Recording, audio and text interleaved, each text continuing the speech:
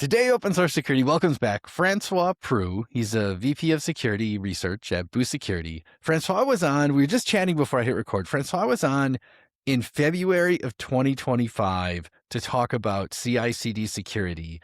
And I feel like that was a very Cassandra moment. Like, holy crap, dude. Yeah, it's been everything happened since then. So I was, I was not screaming wolf. It was a prediction was spot on. You got a lot right. And just, oh my goodness, what a couple of months it's been. I mean, it's just everything is bananas and on fire. And I guess let's do this just for, we'll say anyone who maybe isn't as plugged into all the CI everything as we are, as well as just for, future posterity purposes. Like, give Yes. us a recap of kind of what's happened in the last, year and a half, give or take. Yeah. Wow. Okay. So let's go back Buckle to up. let's go back to early 2025, good old days before Cloud Code and burning tokens and whatnot. And yeah, back then I came and was telling everyone, hey, your build pipeline, especially in open source projects, you should look at that because back then I already had indexed the vast majority, millions of open source projects, and I had the data to prove that many were vulnerable and exploitable with interesting impact. When I mean interesting impact, I mean basically hijacking, poisoning the different open source projects. And we had already started to do bulk reporting, responsible disclosure, and that was the state of affairs at that moment. And then literally a month after, TJ Actions change files happened. Yep. And that was the big first oh shit moment for many people, where they realized that if a single component that's used in millions of build pipelines gets compromised, in that case, a GitHub Action kind of plugin, then the blast radius goes like very fast, very far, with very big impact. If that component is used in a privileged workflow, let's say a release publishing package, then you might have as much OIDC or trusted publishing or whatever, it doesn't matter, right? And that was the first big moment. But there was another right before we talked, like a month before, Ultralytics, which was, to my knowledge, and that I discovered right around the time that we spoke, but I had not made a public disclosure of that, which I did after, where I found the threat actor behind the Ultralytics compromise on breach forums. So that was something that I found. I basically found them even using our own open source tools and literally quoting our research.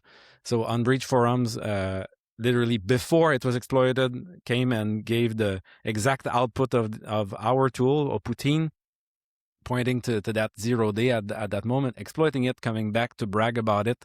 So that's the first kind of documented threat actor using that at scale, or at least with some impact. Then after TJ Actions came, a bunch of people did a lot of interesting research, fellow security researchers, on the impact of that.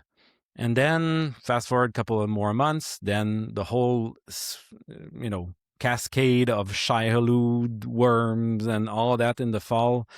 Some of them started with your run-of-the-mill social engineering of a open source maintainer, compromising their laptop, stealing whatever is on the laptop, and then using that to poison the package. But also some of those initial access compromise were through vulnerabilities in build pipelines, and we have documented evidence that it was the Kindle to start this worm in some aspects. Even us as a company, we were hit. One of our employee was compromised through one of those compromise. So it was also something where we had to do incident response and improve our playbook and whatnot. So we felt it very close, But and we had to I want to react. interrupt for a moment and just say your blog post about that event was very well done and I think very transparent. So like I think that is a great example of anyone who gets popped. Like I'll put a link in the show notes. Like go read this. It's awesome. Yeah, thank you. So that was a realization where it was not just theoretical. It was not just like doing research saying here's a vulnerability that could be exploited. It was not just, well, we don't use TJ actions, but many people did. So we didn't feel the fire. But then it just happened to us. And then fast forward to just not so long ago, even GitHub got the same treatment. Yep. So at that point, who has not?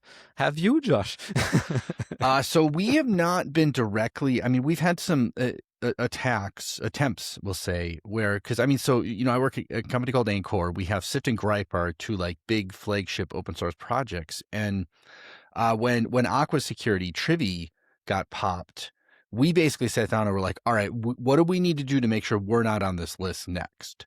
And we've like completely overhauled all of our GitHub Actions infrastructure to a point where it's, I mean, I don't even know if I'd call it GitHub Actions anymore because we're doing a ton of stuff like out of GitHub Actions, you know, in terms of credentials, storage, and things like that. And even now, you know, like we have a system, for example, where we have to ask for a credential from a worker in a Lambda in AWS and things like that. And we've done a ton of work, and like the developers get all the credit who I work with. Like they're very smart and they understand this stuff. But yeah, like it's scary, man. It's really scary right now. This is like every morning I wake up and I turn my computer on and I'm like, is today the day? Is basically the way I think of Yeah. this.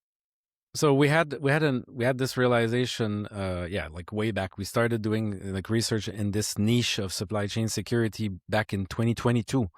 And what you were saying about the Lambda, we did this thing about like having a vault that is giving credentials dynamically via OpenID Connect since 2022. So Wow. we were like way back before. I know like ChainGuard has this Octo STS service. Yes. So I remember talking to them when it released, and I was like, oh yeah, like we've been doing that for a while. So we have the experience of being quite ahead of the threat, but now that it's like very like happening like day by day, we need to be on the tip of our toes because I mean, yeah, it can happen to anyone. Like when it happens to big names like, you know, Trivy and then Checkmarks and then big open source projects and even GitHub, it's hard to keep up. Yes. It's been completely ridiculous. Just keeping track of this stuff feels like a full-time job. Yeah. Anyway, so you're actually here for a reason, Francois. Yes. You created a tool named SmokedMeat, which Yes. I will also say before I hit record, I was commenting to Francois about how I love how like very Canadian all the naming is of all the projects Boost Security does, which is awesome. But More than Montreal, more than Canadian, Montreal, okay. especially. Awesome. So, and Smoke Meat is kind of why it's funny. You reached out to me. It feels like it's 7 years ago at this point about Smoke Meat and like, oh, we should do a podcast about this. So like, yeah, we should totally do that.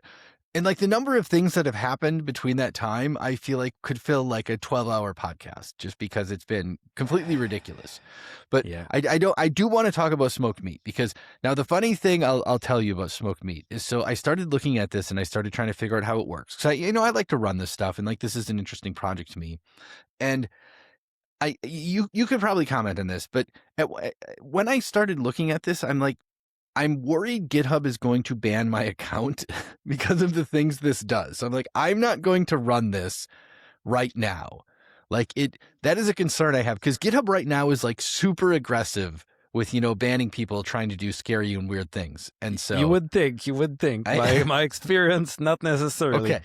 but Okay. I would say if I had a recommendation for you, yes, don't use your daily GitHub user, like have another one, let it age. You know what? Like don't use an account you created 5 minutes ago because Right. yeah, they will ban you. But if you have like a OG account that you're not using as your primary, because that's what I do. Is like I have a number of those accounts that I age Gotcha. and I use to Ah, do various things, and they're not linked to our normal in our organization in any way. okay. So they act as different persona, like a victim, a threat actor, and whatnot. Okay, that's good advice. I need to do that. I need to build like burner infrastructure in GitHub now. Okay, anyway, tell us what smoked meat is first before we get off on a tangent, because we haven't explained any of this at all, and anyone We listening is have probably like, not. "What's going on?" Okay, so yeah, so basically, there's been a lot of fire raging in the past many months, and I would say in December, so just not even 6 months ago, I sat down to try to understand what had happened, like with those worms in the fall. So I wrote an article, kind of an end of year farewell thought leadership kind of piece, thinking, okay, that happened just in less than 1 year. So my article kind of goes back to Ultralytics, so which was December 2024, and that's when I disclosed the breach forums post, which I said, okay, that's the first documented evidence of a threat actor using this type of exploitation for a real big open source project, and all that happened after. And after I'm done writing this article, I go give a private webinar to a fintech company here in Montreal. And it was all about like, hey, you need to do something about your supply chain. You need to improve, including your build pipeline. There's all those worms. You need to, implement those cool off periods and, all those things. But and then I finished that, and I realized that the threat actors are just way ahead of most defenders, because it's been since 2023 that I go to conferences, talk about that topic, come on your podcast, other podcasts, and people say that's all interesting, like thanks for coming, but then nothing happens. And then the threat actors really listen to this podcast. Hey, hello. Read all the articles, use all the tools, unlike many of you listeners. And then they do bad things, and then it hits your own laptop, and then you come and cry, Uncle, I'm sorry. But I was not, crying wolf so much in some cases. So basically, I came to that realization, said, I need to build a more offensive tool, because Poutine, which I released in April 2024, was a very much defensive, like static analysis tool, like find the vulnerabilities so that you can address them, put them in your backlog, forget about it. Complain to your manager that it should be prioritized for this sprint, but then it's never going to be done. So I thought, what those poor people that see the thing rotting in the backlog, what do they need? They need a gun. So I built So I built Poutine really with the spirit of the good old Metasploit. For those of you, I don't know how much you know about Metasploit or Oh have yes. used Metasploit, Josh. Maybe the listeners don't know that tool so much, but it's a oldie but goodie from the early 2000s, where a fellow HD Moore created that at the time of Windows, the good old like Nimda code red type of vulnerabilities on Windows back then. And he built that tool so that it makes it easy for people to effectively demonstrate how to exploit those vulnerabilities with like nice little plugins, and then pivot. So that was the whole motion of Metasploit, was okay, there are known vulnerabilities out there, CVEs. We can craft an exploit and demonstrate that it's easy to exploit. Once you've exploited, then what do you do with this arbitrary code execution on the remote side, the victim side? Then you can continue marching forward, pivoting, as they say, with this little plugin that they called Meterpreter. So effectively, I had this idea. I'm like, I'm going to build basically Metasploit for CI/CD. So that was the premise of building Smoked Meat. At first, I thought maybe I'm just going to do like a plugin or something on top of Metasploit, but quickly realized that the nature of build pipelines, CI/CD, being so ephemeral, that runs just for a Yeah. few seconds, a few minutes, and then they're torn down. They don't exist. It's just a VM that's ephemeral. Is not very different than like a Windows server that runs 24/7, and then you can persist on it. You can just stash the malware in a corner, backdoor the kernel. But in the case of CI/CD, we need a completely different strategy. So I ended up building this new tool and really making it first-class citizen for this type of scenario, including the post exploitation aspects, which are specific to the threat model of CI/CD, where ultimately, because since what happened also since we spoke on the podcast, I've been doing the conference circles, and two of my zingers that I came up for the conference was 2025's build pipelines look like the average 2005 PHP web app in terms of secure coding. Yes. So, and then I was told that many of the people in the audience were not born in 2005. Oh, I So believe that. that I grew Yes. some gray beard hair. But then the other thing that I came to use as another kind of zinger is maybe it's easier to rename CI/CD as RCE as a service so that everyone understands what it really is. I mean, that Right? is what it does. Like, Yeah. in all seriousness. Exactly. So when you start to picture RCE as a service first, you're like, okay, so I'm running arbitrary tests that is coming from a pull request, executing them automatically, right? Okay. So I better make sure that I'm not exposing my release, like PyPy publishing keys in that same workflow, right? Directly or indirectly. So that's what you need to think first. And then once you think about that, then you need to effectively understand that all there is to steal in those ephemeral CI/CD workflows are the secrets. If there's no secret, then big deal. You're running arbitrary code on a remote VM that will be trashed 15 seconds later. So that's why Smoked Meat automatically scrapes the memory of that ephemeral runner and automatically classifies, inventories the secrets it found, bringing Nice. them into a graph database.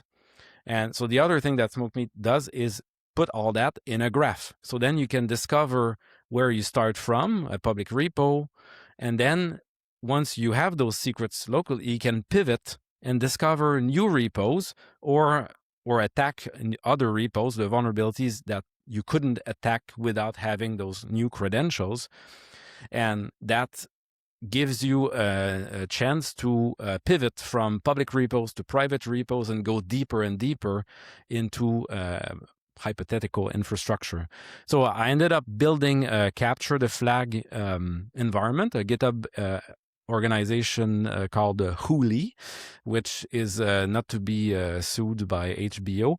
I spell it with a W in the beginning. Nice. Basically, it's built so that you can safely experiment with smoked meat and not get sued by anyone except me, maybe. And you can really experiment with this in practice. And I can tell you that the way it's been designed is extremely inspired by real responsible disclosures that I've seen. So this is not so far from reality. Yeah. I mean, I believe that. I've seen some of the GitHub actions that people have been using, and some of this stuff is just like, it's atrocious.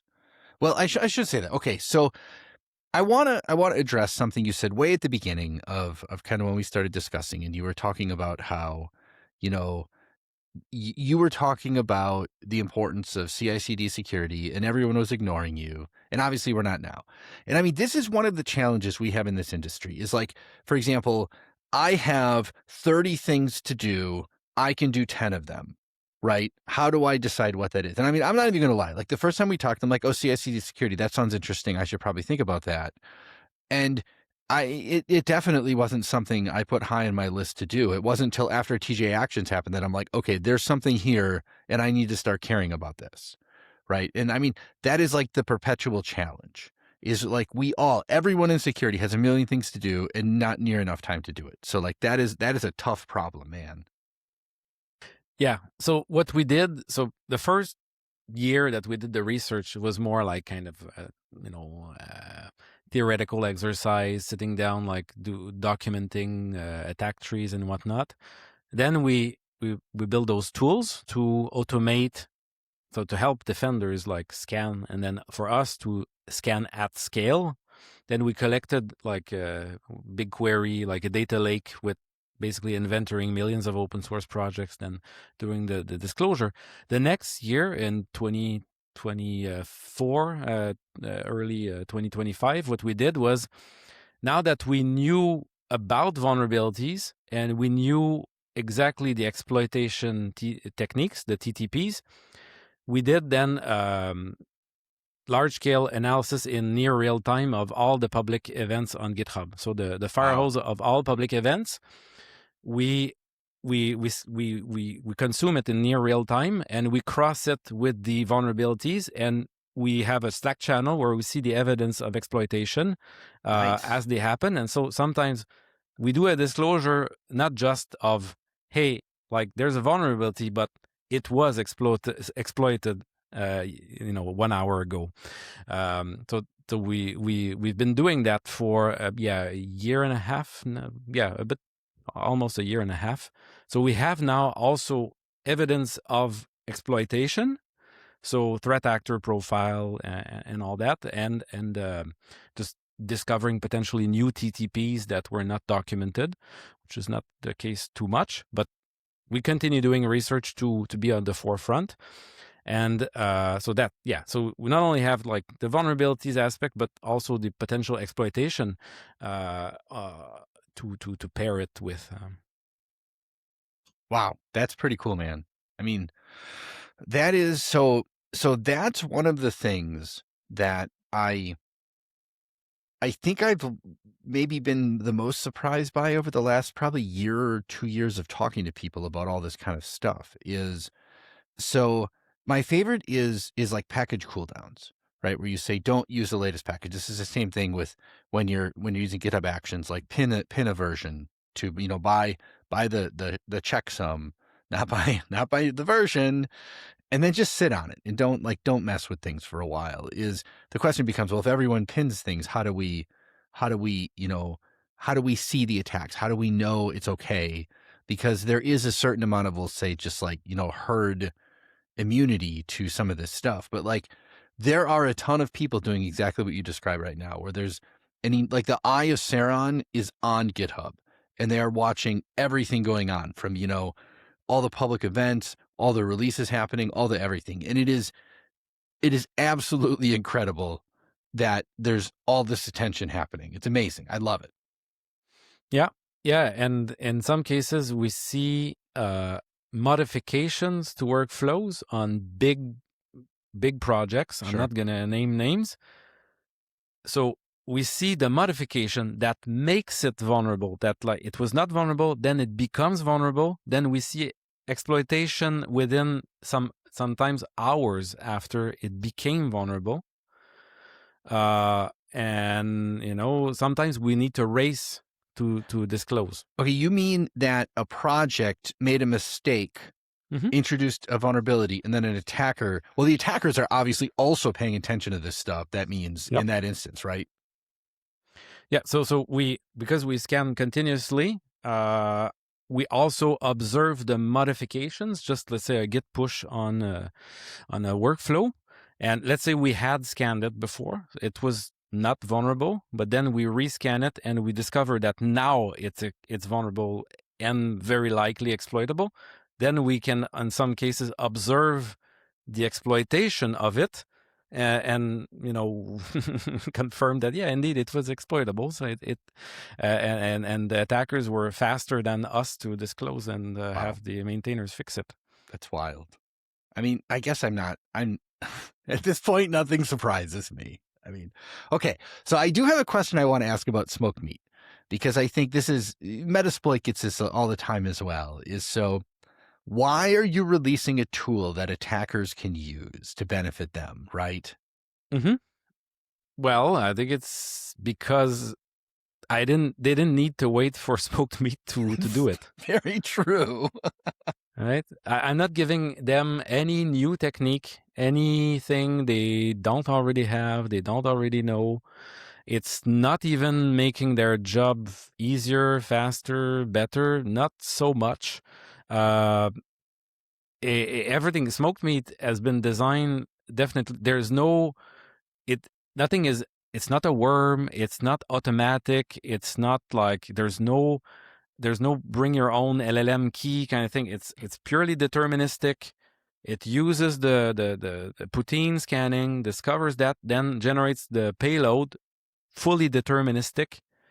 That in many cases is trivial to generate the payload. So yeah, like there's nothing new. Like I'm just giving the same tool that the attackers, Shia Lude and the different versions basically had that built in. So it's really just to give the defenders, like the red team, blue team, kind of purple team, that they can, you know, test something and confirm that, say, they fixed it, like it was vulnerable, Ah, yes. it is exploitable. We confirm that, okay, yeah, we it is exploitable. Like I just dropped the PyPy publish key, so I have to fix it now because I confirm out of any doubt that anyone could do the same as I just did. Then I fix it and I try again, and I cannot dump the key. Okay, good. So there's another angle to this, I think, as well. So, you mentioned Metasploit and HD Moore, and I have another podcast called Hacker History Podcast, and I talked to HD Moore on it some time ago. And, we were reminiscing of the olden days. And I think one of the important things, Metasploit was part of this story. There was like the loft with, back orifice was called the dead cow. Oh yeah.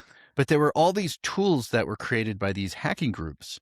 Mm-hmm. And of course, everyone was like up in arms, like, oh, well, I guess in their case, they didn't care if hackers used it. That was kind of the point.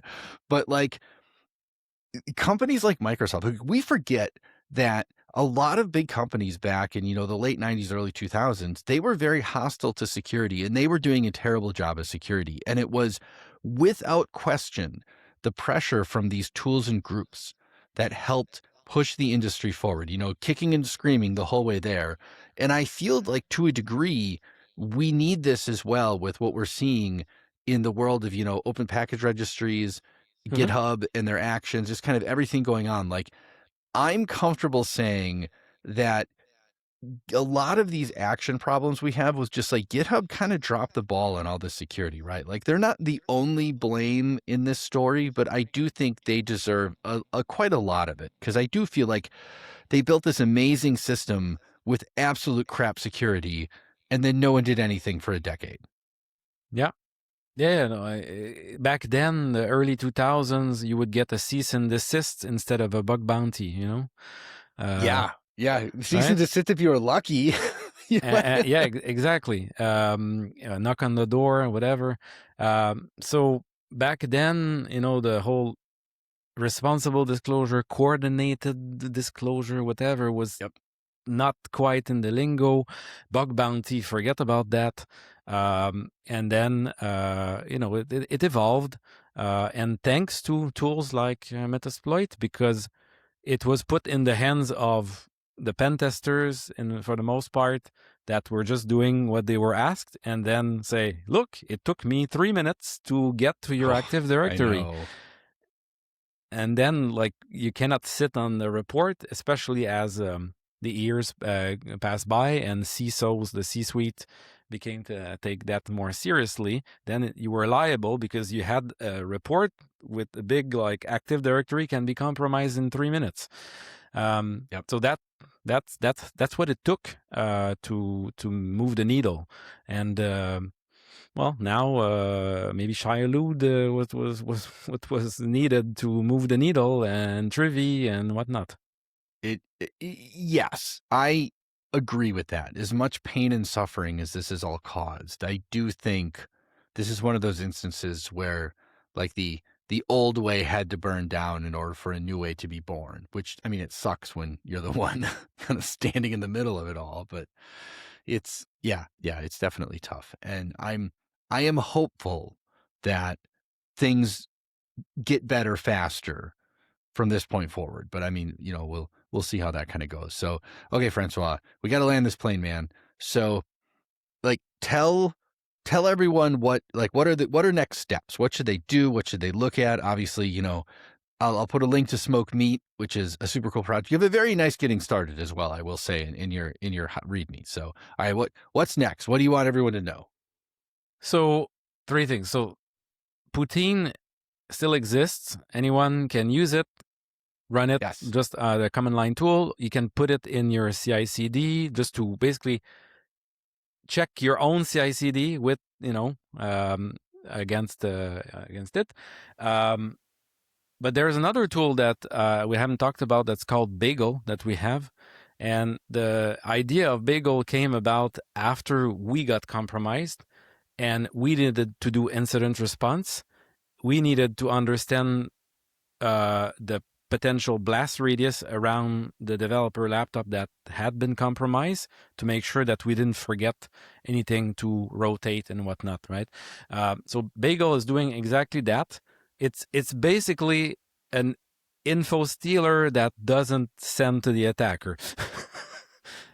Okay, maybe that's not the right way to market it, but effectively it does. It's gonna like look on your laptop for SSH key, private keys that are not encrypted. You have some Gemini API key in a temp folder or whatever. So it's going to inventory what's on your laptop that is sensitive and valuable that an attacker, some malware would exfiltrate first and give it to you just right away, local, offline, doesn't upload anything.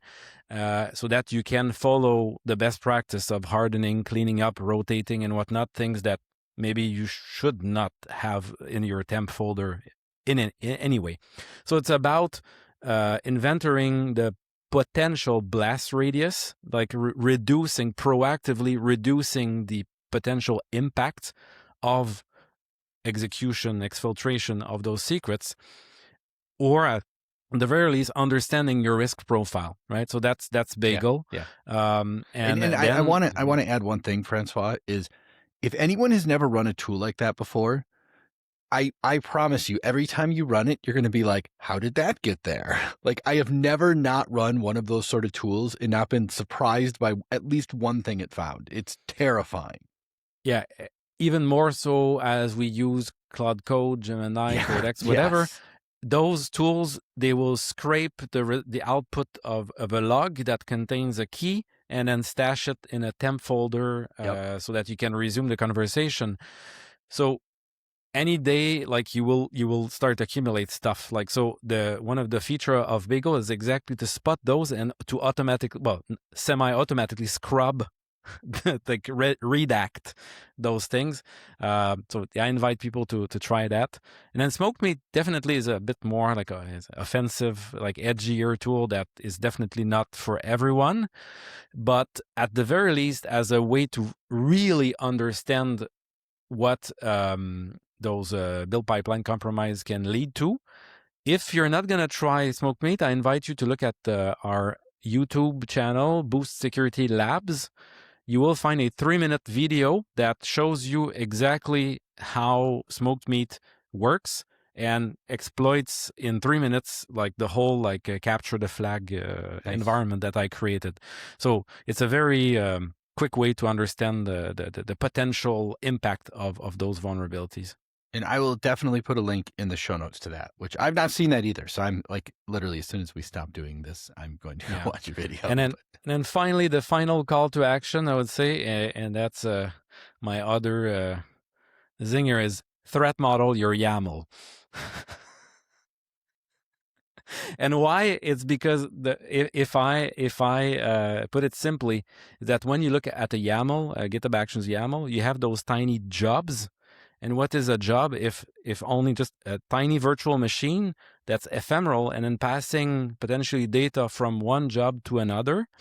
So that's very much like a microservices architecture that you would architect and threat model, hopefully, so that you have some sensitive data in one service, you store data in another, then consume a maybe more sensitive, more or less sensitive data, and then you.